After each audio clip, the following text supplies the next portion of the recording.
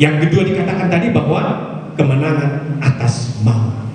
Dia sudah menang, saudara. Ya, jadi bagi orang yang percaya kepada Kristus tentunya seperti kebenaran yang disampaikan yang oleh Rasul Yohanes di dalam Yohanes 14 ayat yang kedua sampai dengan yang ketiga dikatakan begini, Yesus menyediakan tempat bagi mereka yang percaya, dan di mana Bapa berada maka mereka pun yang percaya juga akan berada di sana. Amin. Tapi bagi mereka yang tidak percaya, menyanyiakan hidupnya pada waktu di dunia ini, maka alam maut menjadi tempat kesudahannya, ya, kesudahan kematiannya, alam maut, neraka, saudara. Kalau menyanyiakan, yaitu keselamatan yang sudah Tuhan beri. Dalam Efesus pasal yang kedua ayat yang ke-6 dikatakan, dan di dalam Kristus Yesus Ia telah bangkit kita juga dan memberikan tempat bersama-sama dengan Dia di surga. Dalam firman Tuhan 1 Korintus 15 ayat yang ke-55 dikatakan, hai maut, di manakah kemenanganmu? Hai maut, di manakah sengatmu? Ya, jaminan kemenangan atas maut diberikan bagi kita yang tetap memelihara iman. Yang tetap memelihara iman. Jadi tetaplah memelihara iman. Percayalah kepada Kristus. Di dalam 2 Timotius 4 ayat yang ke-7, Rasul Paulus di tengah tekanan dan penderitaan di dalam hidupnya tetap dengan teguh memelihara imannya dalam Kristus sampai dengan garis finish, sampai dengan garis akhir. Saudara, kita tahu bahwa bagaimana Paulus dulunya. Dia orang ahli Taurat, yang ilmu teologianya, sarjana teologi, doktor teologi, saudara. Tetapi dia menyia-nyiakannya. Dia orang saksi, orang ahli Taurat, dan dia membunuh umat Tuhan yang percaya kepada Yesus. Tetapi sesudah Yesus menampakkan diri kepada Paulus, yang dulunya dia Saulus. Jadi Paulus sudah dikasih Tuhan. Dia bertobat, dia berubah, dan dia menjadi hamba Tuhan karismatik, hamba Tuhan Pentakosta, saudara. Dia melayani kemana-mana. Ya, dia menyembuhkan yang sakit, yang kerasukan, disembuhkan, saudara. Banyak penderitaan yang dialaminya, saudara. Mengalami kapal karam, mengalami puasa paksaan, yang mengalami dipatuk ulang, yang dialami oleh Paulus di dalam pelayanannya. Dihina, mau dibunuh, saudara, dilempari, dirajam pakai batu, saudara. Paulus, hamba Tuhan, ketika dia berubah, manusia baru, saudara. Dulunya manusia lama, tapi dia tinggalkan manusia lama itu, dia dibaharui, saudara, yang dikasih Tuhan, untuk menjadi menang atas hidup daripada roh-roh dunia. Ya, dia menang, saudara, karena dia percaya kepada Yesus Kristus. Dia berjumpa, ya, bertemu dengan Tuhan, ya, maka hidupnya berubah. Maka Bapak Ibu saudara yang dikasih Tuhan, kalau mau hidup kita berubah, saudara, maka mari kita mau berjumpa dengan Tuhan. Ketika kita berjumpa dengan Tuhan, maka kita akan dibaharui dari sehari hingga ke sehari. Kita akan dipakai oleh Tuhan luar biasa.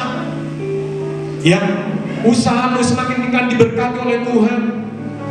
Anak-anakmu diberkati oleh Tuhan, orang tuamu diberkati oleh Tuhan, semua saudaramu diberkati, pekerjaanmu diberkati oleh Tuhan. Karena apa? Karena kita dibaharui oleh Tuhan dari sehari ke sehari. Dan yang ketiga, kemenangan atas kuasa setan. Dalam Roma 16 ayat yang ke-20. Mari kita baca Roma pasal yang ke-16 ayat yang ke-20. Roma pasal yang ke-16 ayat yang ke-20.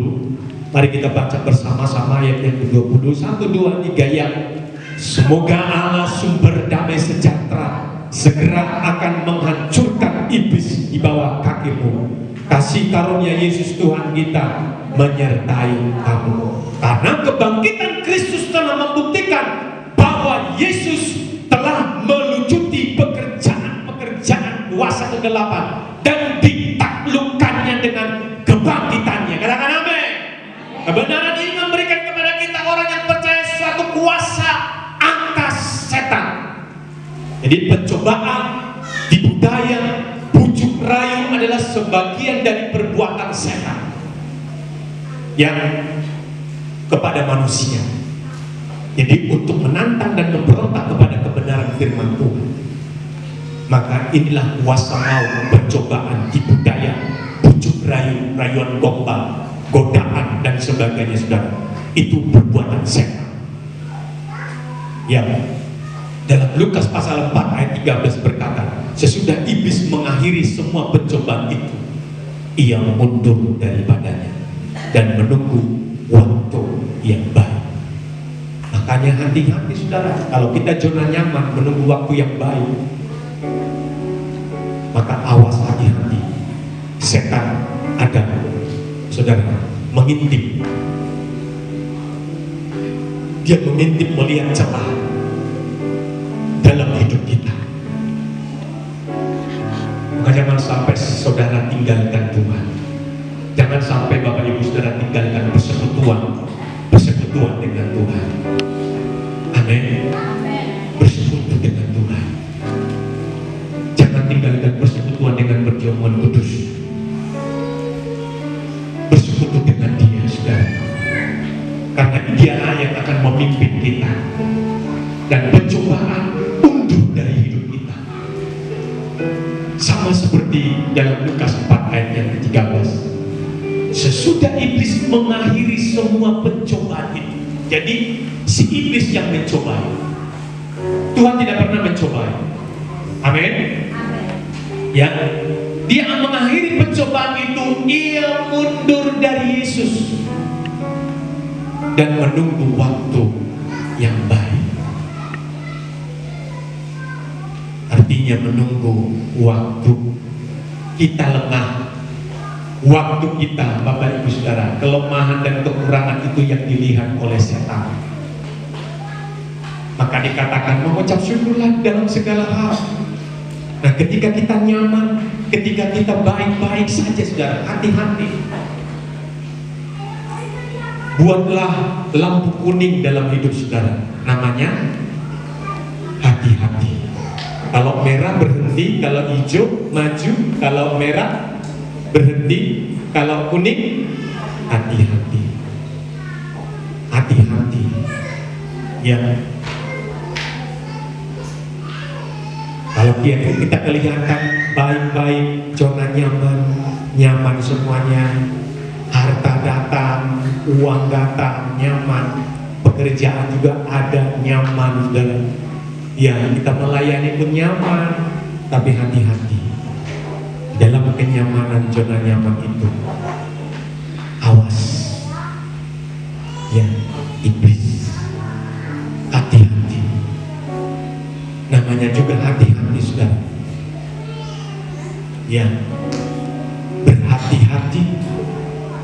Langkah kita pun berhati-hati, perkataan kita pun hati-hati. Kepada siapa kita berbicara, kepada siapa kita ngomong, hati-hati. Bapak Ibu Saudara, karena dikatakan lidah tidak bertulang, tetapi dari lidah ini, saudara, bisa menjadi kutuk. Lidah ini juga bisa menjadi berkah. Maka hati-hati, saudara, berjaga-jagalah, sadarlah. Firman Tuhan berkata di dalam 1 Petrus pasal yang ke-5. Mari kita baca dulu. Yang salah satu karya iblis adalah membawa kita ke dalam pencobaan yang membuat kita bertentangan dengan kehendak Allah. Maka itulah sebabnya Rasul Petrus menyerukan ini, 1 Petrus pasal yang ke-5 ayat yang ke-8. Mulai kita baca mulai dari sadarlah, ya, karena kita harus sadar. Ya, kita baca 1, 2, 3 ya. Sadarlah dan berjaga-jagalah. Lawanmu si iblis berjalan keliling sama seperti singa yang mengaum-ngaum dan mencari orang yang dapat ditelannya.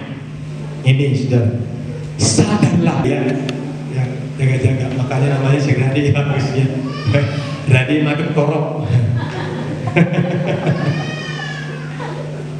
Ya gak memang nama itu. Ya, jadi harus memang Radi hitam. Artinya kita jagalah hati kita, saudara. Radi dalam kehati-hatian kita. Ya, ya berjaga-jaga, hati-hati kita perlu ya terus ya memandang kepada Tuhan. Itu namanya Radi Imam. Jaga-jagalah saudara. Baik tua, muda, besar, kecil saudara, berjaga-jaga. Sebab kita tidak tahu, maka dikatakan tadi lawanmu si iblis. Lawan kita itu iblis. Ya, lawan kita bukan manusia. Amin. Kadang-kadang kita alani tahu do, gabi berbeda. Ya, alani harta warisan ini berbeda. Lawan kita bukan manusia. Lawan kita adalah setan. Ya, iblis saudara. Ya, bukan darah dan daging, Bapak Ibu, tetapi setan menjadi lawan kita. Itu berjalan saudara, berjalan keliling saudara. Kalau berjalan itu berarti bergerak ya. Amin. Makanya saudara, iblis itu bergerak terus, berjalan. Padahal kita bisa berhenti, tapi kalau iblis nggak pernah berhenti, dia berjalan sekelilingmu, saudara. Katakan lawanmu si iblis berjalan keliling sama seperti singa yang mengaum-ngaum. Bahkan jika dia menelan, mencari, menelan dan mencari, saudara, mencari orang yang dapat ditelannya. Mencari orang yang dapat ditelannya. Tapi kalau kita sudah percaya oleh darah Yesus, kita tidak akan ditelan oleh iblis. Amin. Karena darah Yesus adalah hidup kita. Setan oleh darah Yesus kau sudah kalah. Makanya pakai manusia yang baru, jangan manusia yang lama, saudara. Kita akan tetap dalam posisi menjadi pemenang. Pemenang atas apa? Atas kuasa setan. Jadi jika hidup kita terus-menerus dipenuhi dengan Roh Kudus, yang salah satu simbol dari Roh Kudus adalah api. Katakan api. Api itu simbol Roh Kudus. Air, angin, api. Itu simbol Roh Kudus. Angin kencang, saudara. Nah, kalau kita berpuasa sering, angin itu walaupun mungkin tutup saudara, nggak ada angin, tetapi jika kita kalau dua puasa saudara, kalau mungkin saudara sering ya dua puasa saudara bisa menikmati itu Roh Kudus, angin seperti angin saudara, angin berhembus. Ya, Roh Kudus ada hadir saudara. Itu simbol Roh Kudus, angin, air dan juga api. Ya, para gembala Bapak Ibu ketika menggembalakan ternaknya di padang rumput, ya pada waktu malam hari menyalakan api. Betul? Mereka menyalakan api loh. Untuk apa? Mengusir binatang buas. Gembala-gembala, domba-domba, saudara. Mungkin pengalaman Daud, ya, yaitu menyalakan api untuk mengusir binatang-binatang buas. Ya, jadi jika api itu padam, maka para gembala dan ternaknya menjadi mangsanya nantinya, mangsa yang empuk untuk diterkam. Nah demikian juga kita saudara orang yang percaya, jika api itu terus menyala bahkan semakin berkobar-kobar di dalam roh kita, dalam hidup kita saudara, maka kita dapat mengusir setan, menaklukkannya di dalam nama Yesus Kristus. Karena apa? Karena ada api Roh Kudus dalam hidup kita. Amin.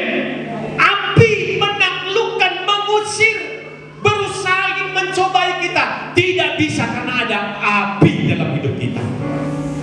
Ya, ingin menyerang hidup kita, yaitu setan itu. Tetapi kalau ada api, saudara, api yang berkobar-kobar, biarlah rohmu menyala-nyala dan layanilah Tuhan. Rohmu bernyala-nyala, saudara. Biarlah api Pentakosta, api Roh Kudus adalah hidupmu. Amin. Firman Tuhan, saudara. Itu yang ketiga, kemenangan atas maut, atas setan. Dan yang keempat, kemenangan atas pergumulan hidup. Apa pergumulan hidup, Bapak Ibu saudara? Saya percaya saudara punya pergumulan masing-masing. Tapi ingatlah bahwa kematian Yesus di kayu salib adalah untuk memikul dosa dan juga beban pergumulan hidup manusia. Kita akan menang atas pergumulan hidup kita, saudara, karena Yesus sudah menanggungnya di kayu salib. Menanggung pergumulan hidup manusia, hidup kita, saudara. Dalam 1 Petrus pasal yang kedua, mari kita baca 1 Petrus pasal yang kedua. Mari kita baca bersama-sama dalam 1 Petrus pasal yang kedua ayat yang ke-24.